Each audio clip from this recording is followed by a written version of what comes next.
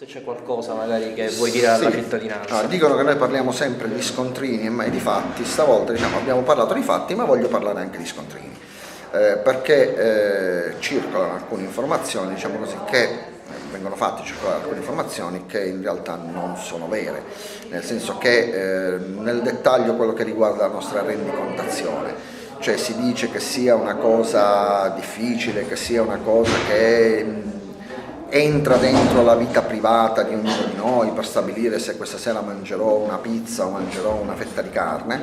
In realtà non è così, non c'è bisogno di conservare nessuno scontrino, sono veramente poche le cose da rendicontare, perché sono poche le cose che possiamo spendere per l'esercizio del mandato parlamentare e che ci vengono rimborsate. La prima cosa sono i chilometri utilizzati chilometri fatti per motivi lavorativi. Io provengo da un'azienda privata, fino a 6 mesi fa lavoravo in un'azienda privata in cui avevo la nota spesa ogni mese, perché i chilometri che facevo per lavoro mi venivano rimborsati, e diciamo che qua abbiamo creato un sistema simile. Posso anche farlo vedere, è un semplice foglio di Excel in cui deve essere segnato il percorso che facciamo, non dettagliato. Io metto Bagheria, Ars Bagheria, per segnalare quando vado a casa. L'auto utilizzata, io ho 2 auto, per cui se uno ha soltanto una macchina mette solo quella, i chilometri fatti, e automaticamente c'è il rimborso con il totale alla fine. Quindi l'unico compito che ho è ogni giorno segnare il percorso e il numero di chilometri effettuati, quindi non è nulla di trascendentale. Stessa cosa per quanto riguarda le spese. Anche qua è un semplice foglio di Excel in cui uno ha varie voci, c'è un menu a tendina in cui si può scegliere il pranzo. Noi abbiamo stabilito di avere un ticket, una sorta di rimborso, così come avviene nelle aziende laddove non c'è il servizio mensa.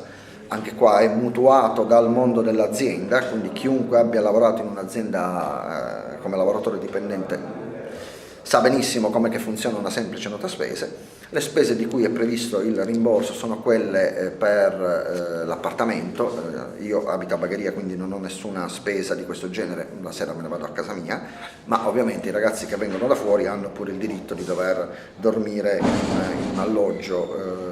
Poi se scelgono di affittarsi un appartamento o scelgono di rimanere in bed and breakfast, è una libera scelta, hanno il diritto al rimborso di entrambe le situazioni.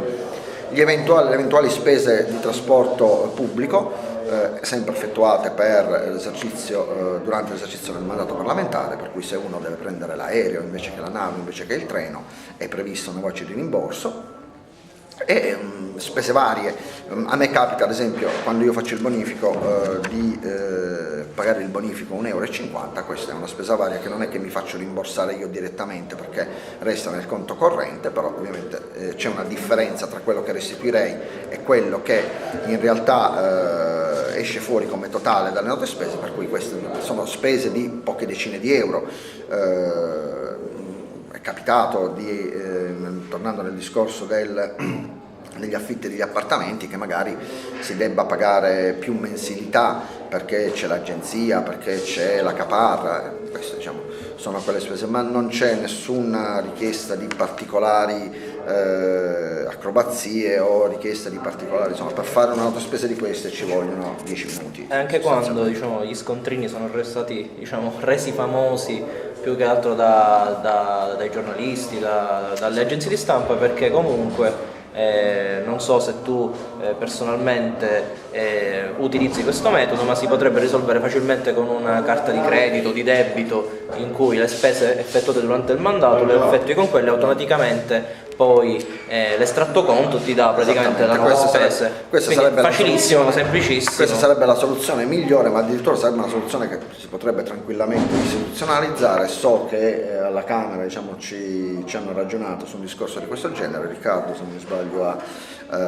buttato questa idea che è eccellente, ma sarebbe proprio da istituzionalizzare, nel senso che nessun tipo di rimborso, nessun tipo di niente. Qua hai una carta, il giorno 1 viene caricata con 1000 lire, consumi 600 lire, il giorno del 1 viene azzerato e ricaricato alla cena, in modo che in realtà tu non hai soldi in più, tu utilizzi quelli che devi, e anche la rendicontazione diventerebbe naturale, perché se tu hai utilizzato la carta per pagarti un albergo a Palermo è normale, se tu hai utilizzato la carta perché ti sei pagato l'albergo alle Seychelles, diventa un po' meno normale. Serve anche per tenere anche conto delle tue scelte, e in quel caso appunto la carta di credito, la carta di debito ti aiuta anche a dimostrare che non sei andato in un hotel extra lusso come spesso poi si scopre, senza che nessuno lo dica, quindi ecco, da questo punto di vista la trasparenza è sempre assicurata.